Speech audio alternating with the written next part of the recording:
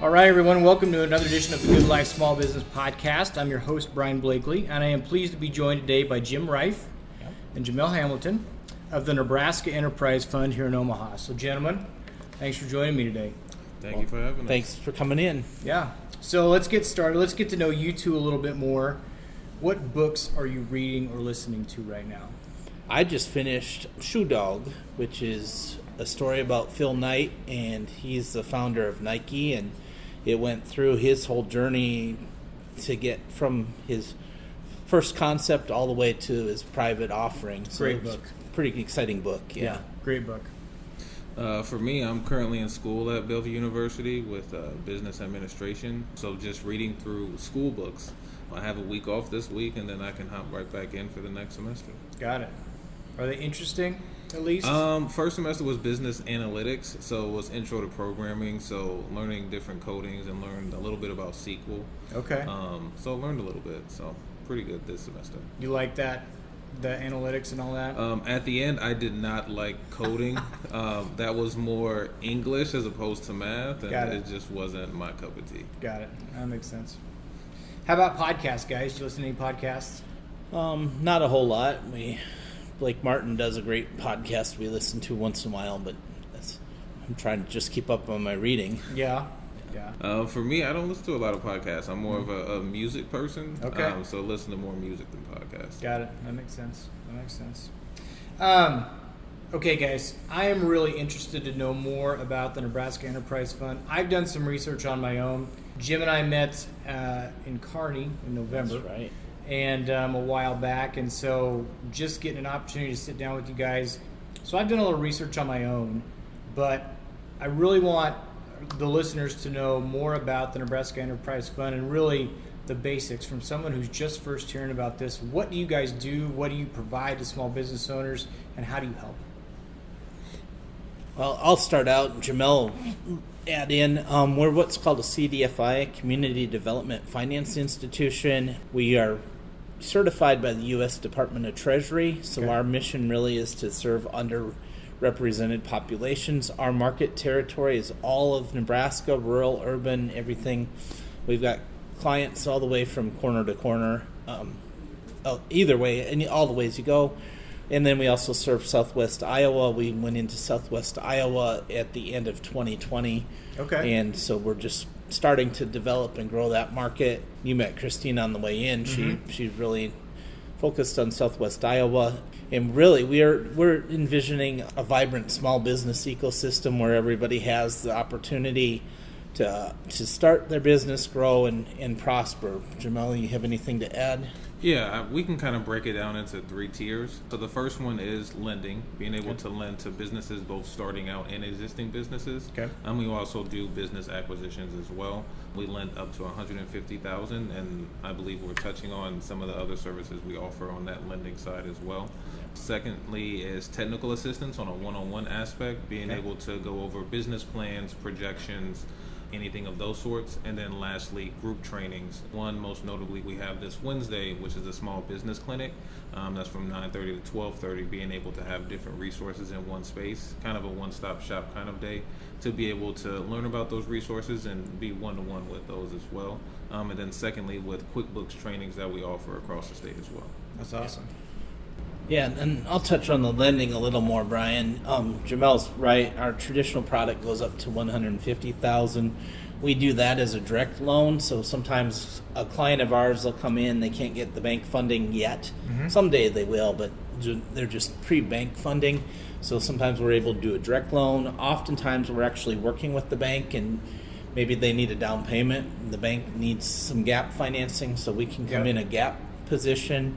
We have invoice financing products for construction folks. We have a credit building product for people that have maybe a banged up credit history. We can help them devise and develop strategy to rebuild. And then our newest product is called the State Small Business Credit Initiative. Okay. And this money came through Department of Treasury to DED. We are managing the credit portion of this, and with this we can actually go quite a bit higher. Okay. Depending on the product. So it's a product by product situation or a case by case situation. The minimum, we have to have at least one 1-to-1 private match. We'll always take more private match, but so that can go more, but our traditional product is the 150. And this one, our first one with the SSBCI, Jamel just closed Thursday, was 250, correct? Correct. Very Yeah. cool. Who's your guys' target that you're like? What is there a certain kind of business owner? Is it someone that is just willing to learn? Someone that's willing to get advice? I mean, who are you guys looking to have walk in the door or call on the phone? I would say it all starts out with an idea. So anyone with that idea, specifically anyone in an underserved community that doesn't have, the resources, or maybe in some cases it's credit, maybe in some cases it's working capital, maybe it's just not being able to formulate that idea, being able to help them throughout that process, and in the end become bankable with that business. Okay. I would say that's our main focal point. Yeah, and we'll work with anybody, but Jamel's totally on. If you talk SSBCI language, they call it SETI, which is small, socially economically disadvantaged individuals. Okay. That's a pretty wide variety. It includes folks that traditionally have been underrepresented, those that speak languages other than English, Native American, veterans, women, as well as longstanding rural clients or rural residents. So Okay. that it opens our ability to serve a pretty wide range. The reason they focus on all those areas is if you look at the banks and traditional financing, that's not that people haven't, it's been the place where people have been more excluded or had a harder time Sure. getting loans. So, and we're really looking at the small business. So, we're not looking at the ConAgras and the Right. UPs. We're looking for folks that are in small business, starting up or growing their small business. Got it. Ideally locally owned, community focused. Sure. But someone that just has an idea, someone that's working out of their house, someone that maybe has a storefront, but it's a smaller storefront, all the way, like you said, people that are already in business, maybe they're to that point where they've grown their business and now it's time to get some funding to either hire employees, whether it's, equipment, whatever it may be. You can kind of fill that gap and help them out no matter what stage. Yep, absolutely. You hit it. You said it better than we did, probably. So, Okay. yeah. Yeah. I think that's good to know. The thing that I'm learning through this podcast is there's a lot of resources out there. Did an interview with the SBA before, but this is really nice because there's a local group that can offer lending, not just lending. We'll go over some of the other services that you guys offer too, but you don't have to go it alone. Like there's help out there to get you going. Yeah, absolutely. And we have a lot of partners, as you've already alluded. SBA is one of them. SBA has several partners. Center for Rural Affairs has a women's business center. Grow Nebraska has a women's business center. Mm-hmm. They're both SBA sponsored. We have SBA funds. NBDC, Nebraska Business Development Centers, is able to provide a great resource. So if it's not us, we can oftentimes direct people to the right resource pretty quickly. Yeah. And get some warm handoff so people, this is where I really go, rather than, do I go here? So Yeah, absolutely. Why is this work so important? I mean, I saw the stats on the website, and so I kind of know the answer to this, but tell me why this work is so important for you guys. I think on a personal note is like a motivation for me each day. So I'm married with 3 kids.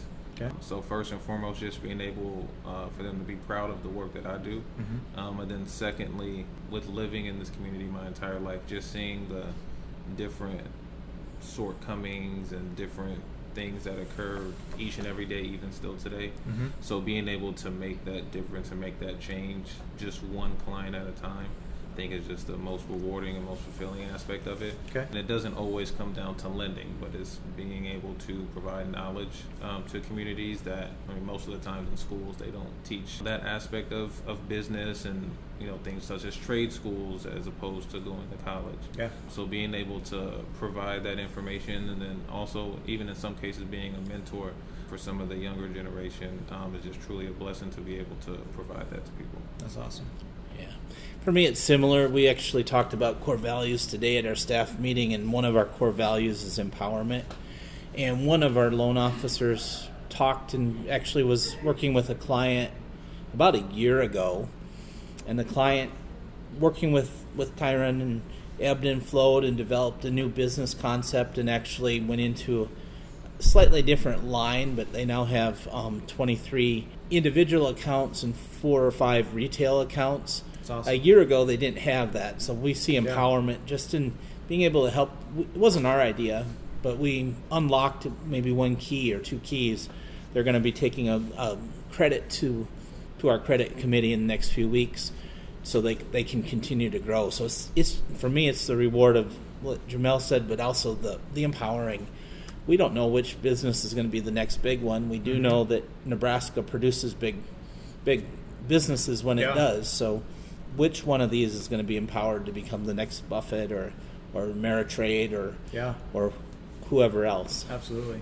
Well, and I think you guys have a lot of good stats on the website that show just how much small business does for the community. The jobs they provide, but the services they provide to the community. There's just so much. Small business is so important to communities. And so I was just looking through some of those stats that you have on there, and it even just kind of hit home with me just how important small business is for communities. So it's great that you're doing what you're doing. Yeah, and there's, small business, about 98% of our businesses in Nebraska are small or micro, even with 10 or fewer employees. So every one of those that hires 2 more people makes a huge impact, and impacts the community. Yeah, absolutely.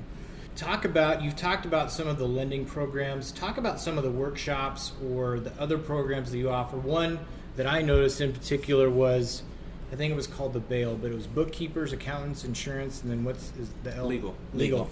Yep. That is huge. And I think that people start a business and they don't think about how important it is to have a team around you that is looking out for your best interest. And so you can talk about that program, other programs that you've got going on besides the lending, of how you're helping small businesses get ready. Yeah, and their next bail, this will be perfect because I think this airs the 17th. March 21st is their next bail. Okay. And that'll be from 5 till 6:30, both in person here at our office, 2112 North 30th Street, but we'll also do it virtual because that way we can hit our whole coverage area. Okay. We'll have a banker on. We have an accountant lined up. We have an insurance agent and a legal advisor. Mm-hmm.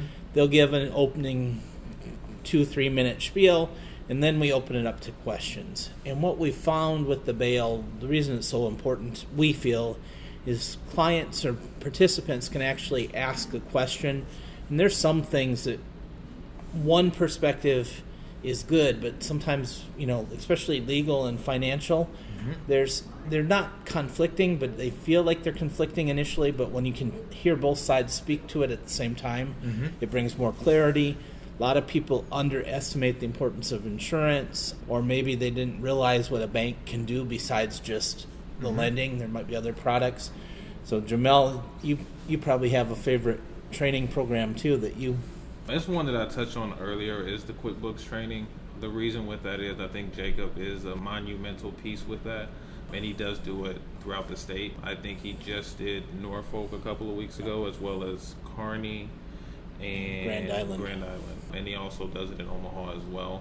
So having that one-day QuickBooks training, but then also him going above and beyond and offering a one-on-one aspect of it, to be able to go through specifics of that, because that helps our job as well, to be able to go through their projections over their financials to see how the business is doing, and then how can they thrive and prosper after that as well.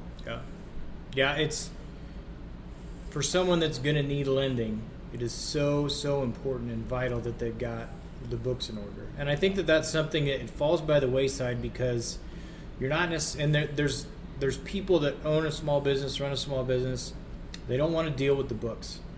They want to deal, they want to grow the business, they want to work in their trade, they need to make money to keep the doors open, and actually how much profit they're making or revenue or whatever kind of falls by the wayside. So I think it's difficult making that shift from employee to owner. Oh yeah. Because like you said, a lot of time, especially in the trades, they understand the day-to-day work.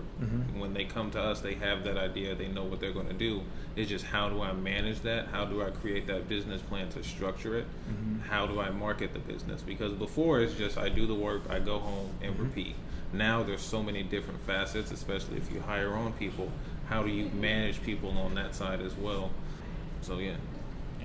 there's a huge difference between being a business owner or being, I don't know how I want to say it, to where you're working in the trade day in and day out, to actually take a step back and become an actual business owner. Like, you can own your business, but your business can own you. If you're truly a business owner, kind of taking a step back, it's totally different. And it's a mindset shift that is hard to get around. Yeah, definitely.